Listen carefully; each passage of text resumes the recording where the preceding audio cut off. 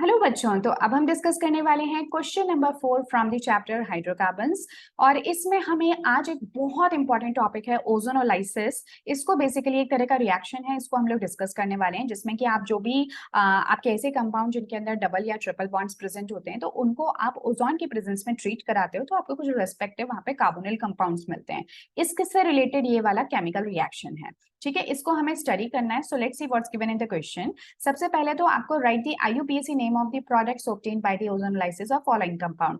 ये कुछ 4 कंपाउंड्स हमें गिवन है। अगर आप इन चारों ही कंपाउंड को ध्यान से देखो तो देखो सबके पीछे क्या लगा है, ईन। यानी कि इस केस में सभी के सभी आपको एल्कीन्स गिवन है। जैसे कि मैंने कहा, एल्काइंस के ऊपर भी आप ओजोनोलाइसिस करवा सकते हो। तो इन एल्कीन्स का आप सबसे पहले तो ओजोनोलाइसिस कराओगे, यानी इन सबको आप ओजोन से ट्रीट कराओगे। फिर जो आपको रेस्पेक्टिव कार्बोनिल कंपाउंड्स मिलेंगे उनके लिए आप क्या करोगे, इनका IUPAC nomenclature. Is that clear? तो ये हमारा पूरा प्रोसेस है। बट इससे पहले कि इस क्वेश्चन की हम और डिटेल्स में जाएं, मैं आपको एक शॉर्ट में बता देती हूँ कि ओजोनोलाइसिस होता क्या है। तो जैसे कि मैंने ऑलरेडी आपको बताया, ओजोनोलाइसिस, ठीक है, नाम से समझते हैं। सबसे पहले ओजोन और लाइसिस, दो वर्ड्स मुझे यहाँ पे नजर आ रहे हैं। ओजोन तो आप सभी को पता है, वही वाला ओजोन जो कि स्ट्रेटोस्फेयर में है ना, जिसके लिए हम कह रहे हैं कि आजकल दिन पे दिन डिप्लीट होता जा रहा है, मतलब कि गायब होता जा रहा है, और हमें बहुत ध्यान देने की जरूरत है इस चीज को लेकर। और लाइसिस का मतलब होता है ब्रेक डाउन, यानी कि क्या, टूटना। ठीक है, तो इसका मतलब ओजोन के प्रेजेंस में अगर आप किसी मॉलिक्यूल का ब्रेक डाउन कर देते हो, ये मॉलिक्यूल क्या हो सकता है, जिसके अंदर डबल बॉन्ड हो या ट्रिपल बॉन्ड हो, मल्टीपल बॉन्ड्स प्रेजेंट हो, तो उनके ब्रेक डाउन के बाद में जो आपको एक नया कंपाउंड मिलता है वो कोई एक कार्बोनिल कंपाउंड होता है। ठीक है, अब कार्बोनिल कंपाउंड कौन होते हैं? कार्बोनिल कंपाउंड आपके कीटोन्स हो सकते हैं, आपके एल्डिहाइड्स हो सकते हैं, राइट, एल्डिहाइड्स, तो ये हो सकते हैं। तो ये जो पूरा प्रोसेस होता है इसी को आप कहते हो ओजोनोलाइसिस। क्लियर है इतनी बात? ओजोन की प्रेजेंस में मॉलिक्यूल का ब्रेकडाउन हो जाना किसी कार्बोनिल कंपाउंड जैसे कि कीटोन या एल्डिहाइड में, इसको आप कहते हो ओजोनोलाइसिस। इसको एक नॉर्मल अगर एक जनरल रिएक्शन के साथ मैं शो करूं तो हमको जिस तरह से शो कर सकते हैं कि ये मेरे पास में एक है, मान लो कि कोई डबल बॉन्ड, कोई एल्कीन है, एक इन जनरल मैंने कोई भी स्पीशीज ले ली, आपने इसको ओजोन से ट्रीट किया। अब जैसे ओजोन से ट्रीट करते हो ना, ओजोन के अंदर कितना है, ऑक्सीजन है, इनको 3 ऑक्सीजन नजर आ रहे हैं। तो एक्चुअली यहाँ पे बीच में अगर आप इसका कंप्लीट मैकेनिज्म देखोगे तो यहाँ पे बीच में आती है एक इंटरमीडिएट स्टेट। ठीक है, ये बीच में एक इंटरमीडिएट बनता है, इस इंटरमीडिएट को कहते हैं ओजोनॉइड। ओजोनाइड, आई थिंक IDE है। ठीक है, ओजोनाइड, या शायद O भी हो सकता है, एक बार आप स्पेलिंग चेक कर लेना। सो दिस इज ओजोनाइड, ये ओजोनाइड फॉर्म होता है। दिस इज वेरी इंपॉर्टेंट, ये बहुत कम देर के लिए फॉर्म होता है, बट यही एक्चुअल आपका जो कंपाउंड है जो कि यहाँ पे बनने वाला है प्रोडक्ट में, उसके उसको ये डिसाइड करता है। तो देखो अब यहाँ पे आप क्या करोगे ना, एक सिंपल सा शॉर्ट ट्रिक है। आप क्या करो कि ये जैसे ही ओजोनाइड फॉर्म बन गया तो एक ऑक्सीजन को ले जाओ इसके साथ, यानी कि ये एक कंपाउंड हो गया आपका, ये वाला जिसको मैंने सर्कल किया, ये कंपाउंड बन गया, और एक ऑक्सीजन चला गया इसके साथ। अब आप कहोगे बेचारे इस ऑक्सीजन का क्या, तो यहाँ पे एक्चुअली हम लोग यूज करते हैं जिंक को।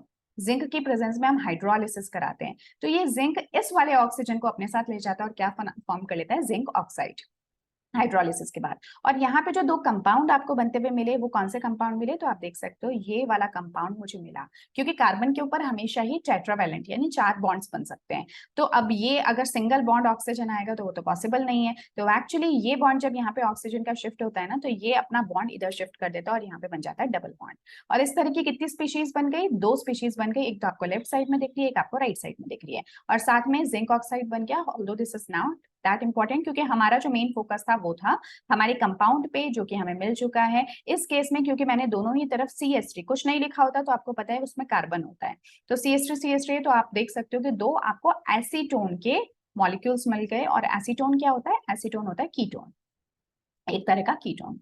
यहाँ पे एल्डिहाइड भी मिल सकता था, वो डिपेंड करता है कि आपने किस तरह के alkene groups, alkyl groups alkenes के ऊपर लिए हुए हैं।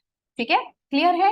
अब आई थिंक आपको समझ में आ गया है। तो अब हम क्या कर सकते हैं, डायरेक्टली अब आते हैं अपने क्वेश्चन पे। सबसे पहले क्या करोगे, सबसे पहला काम, जो भी स्ट्रक्चर्स आपको गिवन है उनका बॉन्ड लाइन फॉर्मूला फटाफट से बना लो। अब उसके बाद में आपके लिए बाकी का सारा प्रोसेस बिलीव में बहुत सिंपल हो जाएगा। देखो, पेंट 2 इन, 5 कार्बन की चेन। ठीक है, पेंट सेकेंड पोजिशन पे इन है, यानी कि हो गया। अब क्या करोगे, सिंपल सा, यहाँ पे भी मैं आपको एक शॉर्ट ट्रिक बता देती हूँ, आपको इवन ओजोनॉइड स्ट्रक्चर जो है उसको भी बनाने की जरूरत नहीं है। आप क्या कर सकते हो, हालांकि आप में से बहुत लोगों को पता भी होगी ये ट्रिक, क्योंकि आजकल बड़ी नॉर्मली आपको कहीं पे भी किसी भी यूट्यूब चैनल पे मिल जाएगा। तो आप क्या करो, बॉन्ड को बस बीच में से ब्रेक करो और यहाँ पे एक ऑक्सीजन लगा दो, यहाँ पे एक ऑक्सीजन लगा दो डबल बॉन्ड के साथ, तो आपको मिल गया रेस्पेक्टिव आपका एल्कीन। तो बस यही काम आपको यहाँ पे करना है। ये बॉन्ड को मैंने बीच में से ब्रेक किया, अब ये वाला जो कंपाउंड है इससे मेरे को मिल गया ये C डबल बॉन्ड O, और वहां पे डबल बॉन्ड O CH3। आगे बात समझ में, बॉन्ड को ब्रेक करो, इधर एक ऑक्सीजन इधर एक ऑक्सीजन। ठीक है, सिंपल था ना, मजेदार भी है। उसके बाद में अब हम चलते हैं हमारे नेक्स्ट वाले इस पे।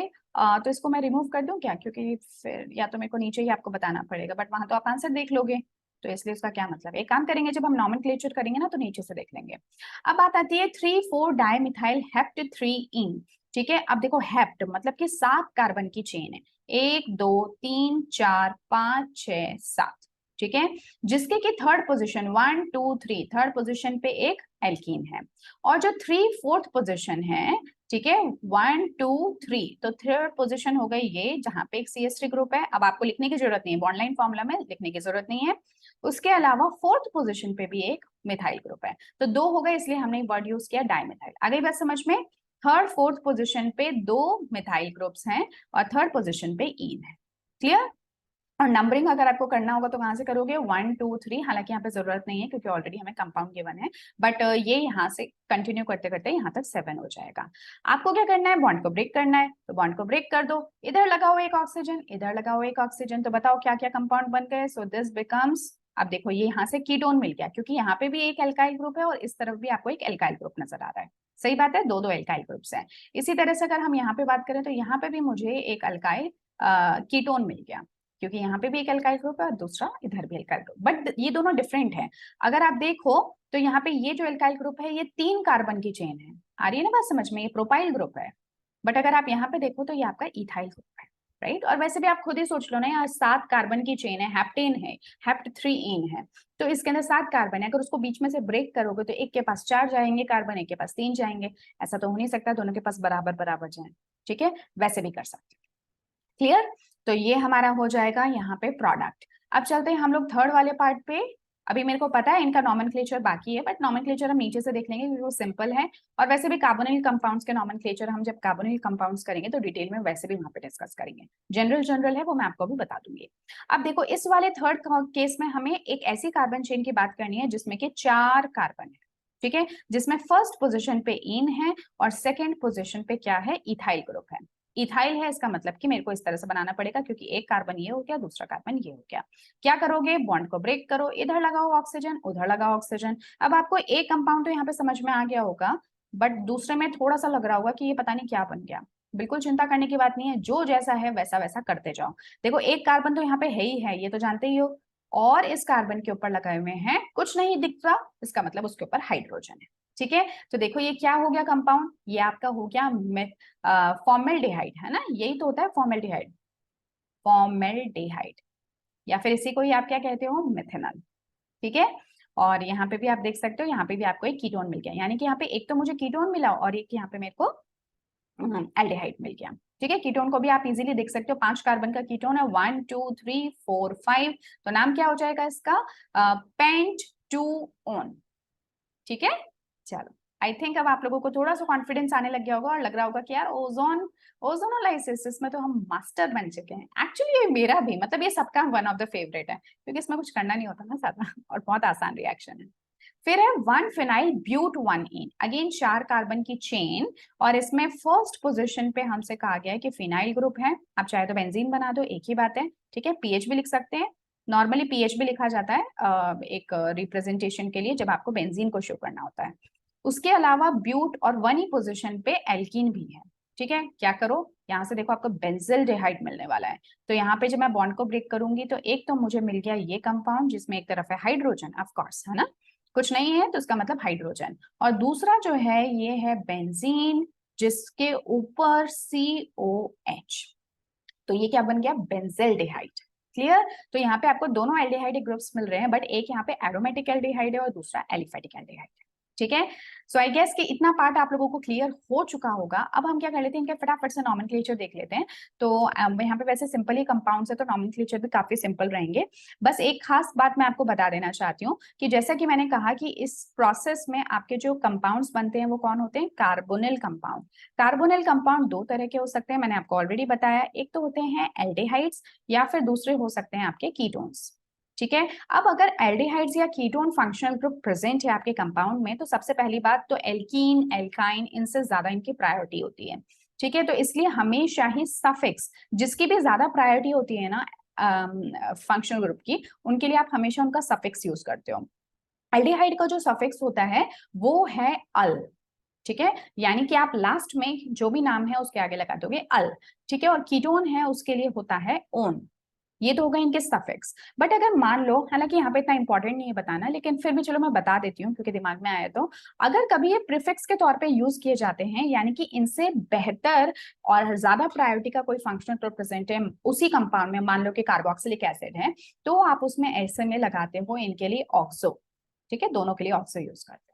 क्लियर। चलो, बट फिलहाल हमारा काम जो है वो अल और ओन से हो जाएगा, तो बस उसी के नेम बेसिस पे हम यहाँ पे कंपाउंड्स की नेमिंग कर देंगे। अब देखो ये 3 कार्बन की चेन है।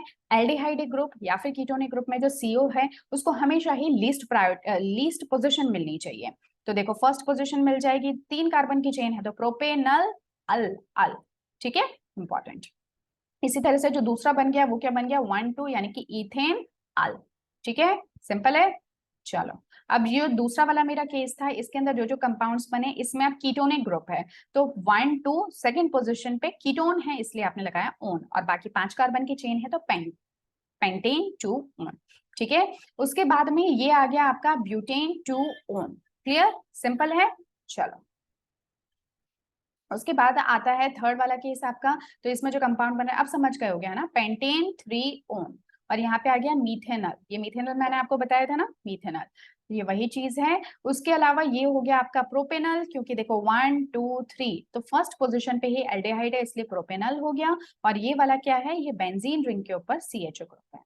ठीक है, और इसको कहते हैं बेंजल्डिहाइड। अब यहाँ पे एक बस इंपॉर्टेंट पॉइंट है जो मुझे याद आ रहा है, सो आई गेस कि मैं कहीं बाद में भूल ना जाऊं इसलिए बता देती हूँ। देखो ये वाला जो नॉमेनक्लेचर कर रखा है ना इन्होंने, आप लोग एक बात हमेशा ध्यान रखना कि अगर कोई दो आपने इस तरह से वर्ड्स लिख रखे हैं और उसके बीच में एक नंबर आता है, तो आप हमेशा ध्यान रखना कि जो दो वॉवल्स है ना वो एक साथ नहीं आने चाहिए। ठीक है, जैसे कि मैं इसको, कुछ बच्चों की आदत होती है वो क्या करते हैं इसके आगे ई लगा देते हैं और पेंटेन 3 ऑन कर देते हैं। तो ये एक रूल है, सेट ऑफ रूल्स में से ये भी एक रूल है कि क्योंकि इससे होगा क्या कि ये ई और ये ओ, ई और ओ दोनों ही वॉवल्स होते हैं। वॉवल्स जानते हो ना, वॉवल्स इंग्लिश वर्ड में, इंग्लिश अल्फाबेट्स में कौन कौन होते हैं, AEIOU। तो ये कभी भी एज पर द नॉमेनक्लेचर ये कभी भी साथ साथ नहीं होने चाहिए। इसी वजह से हम यहाँ पे ई नहीं मेंशन करेंगे, क्योंकि ऑलरेडी मेरे फंक्शनल ग्रुप के अंदर ओन के अंदर ओ एक फंक्शनल ग्रुप से सॉरी वॉवल से ही वो स्टार्ट हो रहा है, तो इसलिए आप यहाँ पे कोई वॉवल पुट नहीं करोगे। कई बार मैंने देखा है कि कुछ किताबों के अंदर है ना ये बाय मिस्टेक भी उन्होंने ऐड कर दिया होता है। अगर आपको कहीं पे भी ऐसा दिखे तो आप उसको कभी भी एक्सेप्ट मत करना, वो गलत है। ठीक है, जैसे आप यहाँ पे भी देख सकते हो, यहाँ पे हमने इसको, हम चाहे तो इसको ब्यूटेन लिख सकते थे पूरा ब्यूटेन, बट उससे गलत हो जाता। पहली बात तो उससे ये इंप्रेशन पड़ता कि ये एक सैचुरेटेड चेन है, और दूसरा कभी भी ई और ई दोनों साथ साथ में नहीं आ सकते। ठीक है, तो ये बस एक छोटा सा पॉइंट था, आप इसको ध्यान रखना। और ये सभी जब भी आप IUPAC नॉमेनक्लेचर की बात करोगे किसी भी फंक्शनल ग्रुप के लिए, हर चैप्टर में आपका ये एप्लीकेबल है, ये वाला कॉन्सेप्ट। ठीक है, सो यस, वीडियो काफी लंबा हो चुका है क्योंकि आपको हर एक चीज मैं यहाँ पे बारीकी से समझा रही थी। सो अब हम इस वीडियो को यहीं पे एंड करते हैं ताकि हम नेक्स्ट क्वेश्चन में जाए तो उसके लिए भी हमारे पास एनर्जी बचे, और वहां पे भी हमें ना ओजोनोलाइसिस को ही डिस्कस करने वाले हैं। आगे के कुछ कुछ क्वेश्चंस ओजोनोलाइसिस से बेस्ड हैं, तो अब हर जगह पे आपको इतनी डिटेल देने की जरूरत नहीं पड़ेगी क्योंकि आप ऑलरेडी समझ चुके हो ओजोनोलाइसिस में करना क्या। ठीक है, so yes, this was all for this video. अब नेक्स्ट क्लास में मिलेंगे नेक्स्ट क्वेश्चन के साथ में। Take care, good bye.